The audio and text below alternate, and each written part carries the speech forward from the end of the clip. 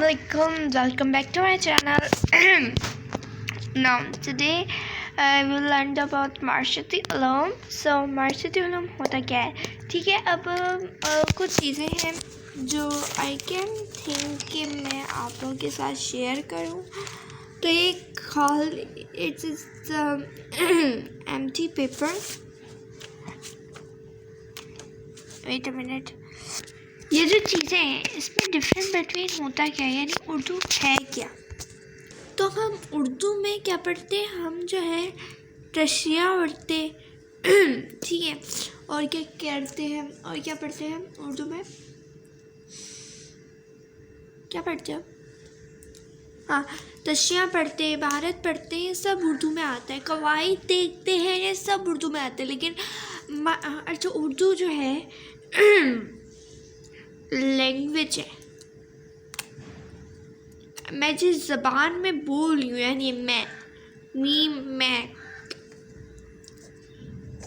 ये उर्दू कहलाती है, ठीक है ना. ये जो मैं बोल रही हूँ, उर्दू बोल रही हूँ, ये सब जो है उर्दू लैंग्वेज है. और ये दोनों हिस्ट्री कहलाती है.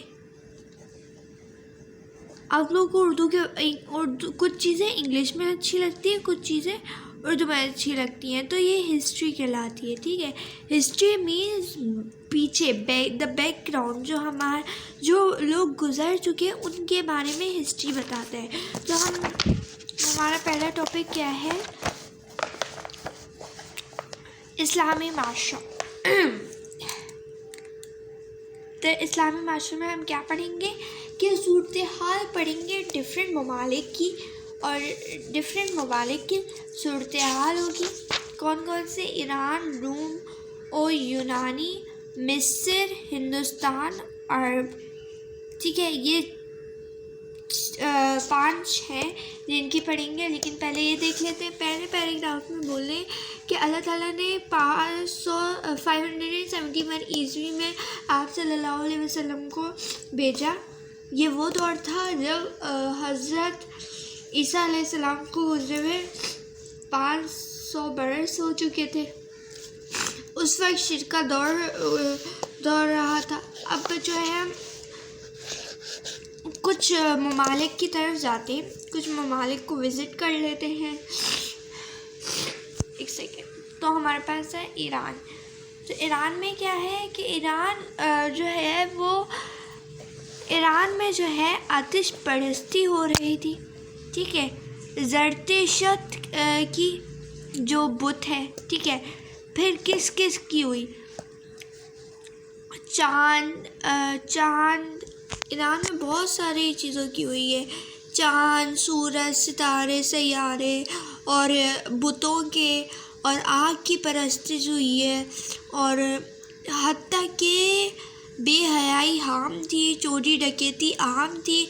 बादशाह, वज़ीर, सिपहसालार और अमीर, यानी 10 चीज़ों की इस ईरान में आतिश परस्ती हुई, यानी खुदा मानते थे वो लोग, ठीक है ना. और ज़बरदस्ती करवाई है इन लोगों की, ठीक है. और ईरान के जो अवाम थी वो कब सुकून में आई, जब हमने यानी मुसलमानों ने इस हुजूम पे दाखिल हुए, जब मुसलमान इस हुजूम पे दाखिल हुए. ये सब अभी भी आज के ज़माने में भी है. लेकिन आज के ज़माने में हम बिल्कुल बात नहीं कर रहे, हम बिल्कुल पास्ट में गए हुए, 571 में. अच्छा, रूम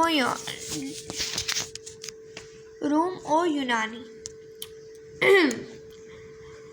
ये ईरान के बाद जो है वो रूमी दूसरी बड़ी सल्तनत थी, ठीक है. रूमियों के साथ जो है वो रूमियों के साथ जो है वो यूनानी की भी हुकूमत थी. तब रियाजी और मंतूक और फ़लसफ़ा यूनानियों का बहुत मशहूर था, ठीक है. कोई मुकाबला नहीं कर सकता था. सकरात, बकरात, फलातून, अरसतून और संगदार अजीम यहाँ पे पैदा हुए थे. यूनानी बादशाह को अपने मुल्क में दीनी पेशवार बिल्कुल अच्छे नहीं रखते थे, ठीक है. بادشاہ خدا بنے بیٹھے تھے عوام کے سروں پر. لوگوں سے بھاری ٹیکس ادا لیے جاتے تھے اور جانور کی طرح پیش آتے تھے، اور عوام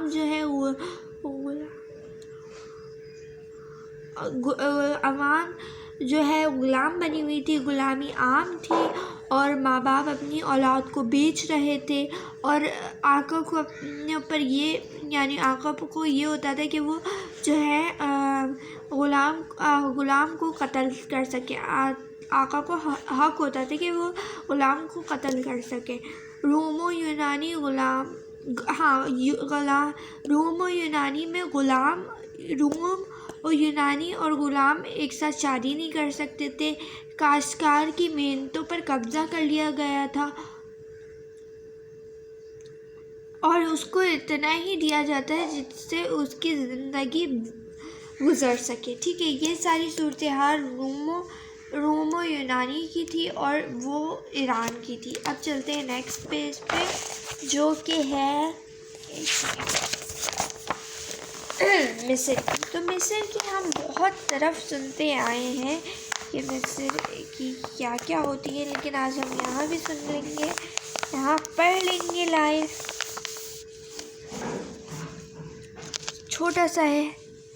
مصر کی تاریخ کا اندازہ اہرام مصر اور ابو الہول کے مجسمے اور دیگر اثرات قدیمہ سے ہوتا ہے. یعنی مصر کا جو تاریخی اندازہ جو ہے اہرام مصر یعنی پیرامڈ آف ایجپٹ اور اسپینک یعنی ابو لہب سے ہوتا ہے. ٹھیک ہے. زرعی ملک ہونے کی وجہ سے مصر بیرونی ممالک کے حملوں کی جڑ میں رہا. یعنی مصر جو ہے وہ زرعی ملک تھا، تو اس کی وجہ سے وہ اس پہ حملے ہوتے رہے، غیر مسلموں کے اور مسلمانوں کا بھی حملہ ہوا. ٹھیک ہے. اسلام کے مصر میں داخل ہونے سے پہلے مصر کی حالت انتہائی پست ہو چکی تھی. اسلام جب مصر میں داخل ہونے سے کچھ دنوں پہلے مصر بہت پست ختم ہو چکا تھا. ٹھیک ہے. روم و یونانی کی تمام عیوب مصر میں دیکھے جا سکتے تھے. یعنی ان کی جتنی بھی چیزیں تھیں وہ مصر والوں نے اڈاپٹ کر لی تھی. یعنی اڈاپٹ کا مطلب یعنی ان سے حاصل کر لی تھی. ٹھیک ہے. اس کے بعد کیا ہے، غلامی نہایت. اچھا، پھر کیا ہوا کہ نہایت ظلم جاری تھا مصر کے اندر، اور انسان کو قتل کرنے کا جیسے کوئی تفریح تھی ان لوگوں کے لیے، اور عورتوں کو خودکشی کی تعلیم دی جاتی. اس کے بعد کیا ہے، ہندوستان میں اشوک چندر گپت موریہ جیسے بڑے مہاراجے گزر چکے تھے. یعنی یہ لوگ جو ہے ہندوستان سے گزر چکے تھے، یعنی ہندوستان میں رہے تھے. ٹھیک ہے. اپنے علوم پر ہندوؤں کو بہت ناز تھا. یعنی ان کی جو تعلیم تھی ہندوؤں کو ان پر ناز تھا. گرشن، رام چندر اور اچھا کیا تھا، ان لوگوں کی حکایت بھی یہاں موجود تھی ہندوستان میں. اسلام کے ظہور کے وقت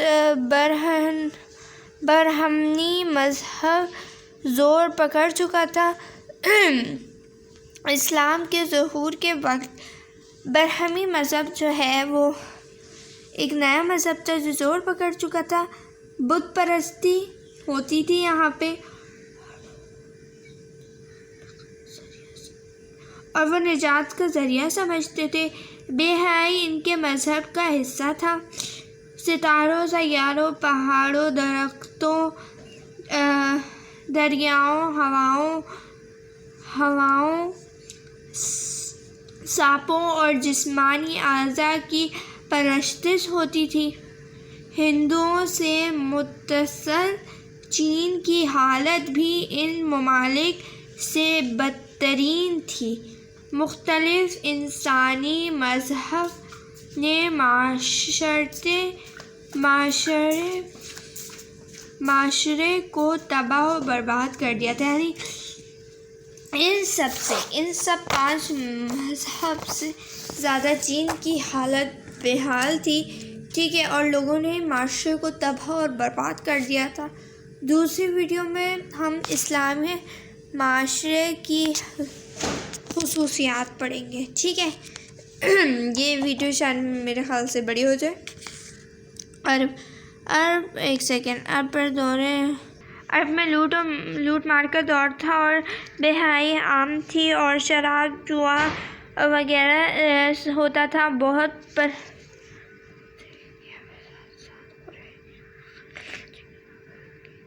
مجاوری کا کاروبار پھیلا رکھا تھا، یعنی قریش لوگوں نے اپنا جو مجاوری کا کعبے سے مجاوری کا کاروبار تھا وہ پھیلایا ہوا تھا۔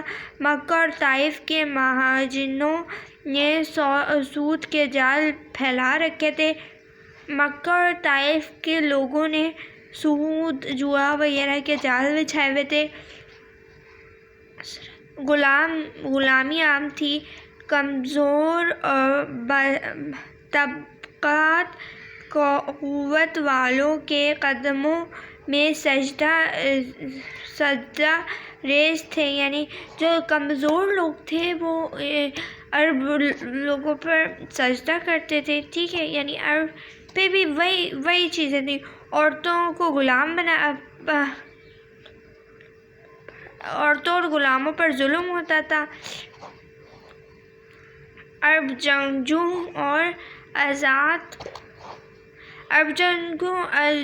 جو ہے وہ آزاد پسند تھے۔ معمولی باتوں پر چھوٹی چھوٹی باتوں پر جنگیں ہو جایا کرتی تھی اور سالہ سال رہتی تھی، ٹھیک ہے۔ ہر قبیلے نے اپنے الگ الگ بت بنا رکھے تھے۔ بعض قبیلے سورج، ستارے، درخت اور درخت، پہاڑ وغیرہ کی پوجا کرتے تھے۔ بچوں کو پیدا ہوتے ہی زمین میں گاڑ دیا جاتا تھا۔ ملک میں کوئی مرکزی حکومت نہ تھی اور نہ ہی کوئی باقاعدہ قانون تھا۔ ہر قبیلے کا اپنا الگ الگ سردار ہوتا تھا، یعنی کوئی بھی نہیں تھا۔ بچے جیسے ہی ہوتے تھے ان کو زمین میں گاڑ دیا جاتا تھا اور ختم کر دیا جاتا تھا تاکہ آگے نسلیں نہ بڑھیں۔ اور کچھ باتوں میں یہ بھی آیا ہے کہ لڑکیوں کو مار دیا جاتا تھا۔ اسی طرح عورتوں کو مار دیا جاتا تھا، غلام رکھا گیا تھا تو لڑکیوں کو مار دیا جاتا تھا۔ لڑکوں اور کچھ زمانے کے بعد لڑکوں کو مارنا شروع کر دیا تھا، لڑکیوں کو چھوڑ دیا تھا۔ تو یہ کچھ ہوتا رہا نا، بچوں کو مارنا شروع کر دیا، انہوں نے زمین میں ڈالنا شروع کر دیا اور ملک پہ کوئی ایسی حکومت نہیں تھی، ٹھیک ہے، جو فرض حکومت نہیں، یعنی کوئی آ رہے جا رہا ہے، یعنی کوئی ریل گاڑی جیسی تھی کہ آ رہے جا رہا ہے، ٹھیک ہے، اور نہ ہی کوئی باقاعدہ کوئی بھی قانون نہیں تھا کہ یہ کرنا ہے یہ نہیں کرنا، ہاں بھائی یہ کرنا ہے یہ نہیں کرنا، کوئی بھی قانون نہیں تھا۔ ہر قبیلے کا اپنا اپنا سردار ہوتا تھا۔ رسم و رواج مختلف تھی، ہر چیز مختلف تھی، جیسے ہندوؤں اور مسلمانوں کے رسم و رواج بہت مختلف ہے کہ آپ پردہ کرتے وہ لوگ نہیں کرتے۔ اذان ہو رہی ہے تو یہ سب ڈفرینٹ تھا۔ اذان ہو رہی ہے۔ اس کے بعد ہے اس اندھیرے میں آپ صلی اللہ علیہ وسلم آئے ہمارے لیے توحید کا پیغام لے کر انسانیت کو اس کے رب سے متعارف کرایا، یعنی انسان کو اللہ سے مترادف یعنی توجہ میں لانے کے لیے، کانٹیکٹ میں کرنے کے لیے یہ آپ صلی اللہ علیہ وسلم لائے اور ایک پاکیزہ اسلامی معاشرے کی بنیاد ڈالی، ایک بالکل پاکیزہ جس میں یہ ساری چیزیں نہ ہوئیں اس کی بنیاد ڈالی آپ نے 22 کے بعد 30 برس سخت 30 سال میں 30 سال کے جب ہو گئے آپ صلی اللہ علیہ وسلم، تب آپ صلی اللہ علیہ وسلم نے بہت جدوجہد کی، اور 634 عیسوی میں جب آپ صلی اللہ علیہ وسلم کی وفات ہوئی تو اسلام عرب کا غالب دین بن چکا تھا. یعنی جب آپ صلی اللہ علیہ وسلم کی وفات ہوئی تب اسلام آ چکا تھا، غالب ہو چکا تھا عرب کے اندر. ٹھیک ہے، ملک میں ایک مرکزی حکومت قائم ہو چکی تھی. ٹھیک ہے، اور جس کے سربراہ آپ صلی اللہ علیہ وسلم خود تھے. آپ نے الہامی ہدایت کی روشنی میں جس اسلامی معاشرے کی داغ بیل ڈالی، اسی خصوصیات حسب ذیل ہیں. یعنی یہ خصوصیات نیکسٹ ویڈیو میں ڈالتی ہوں.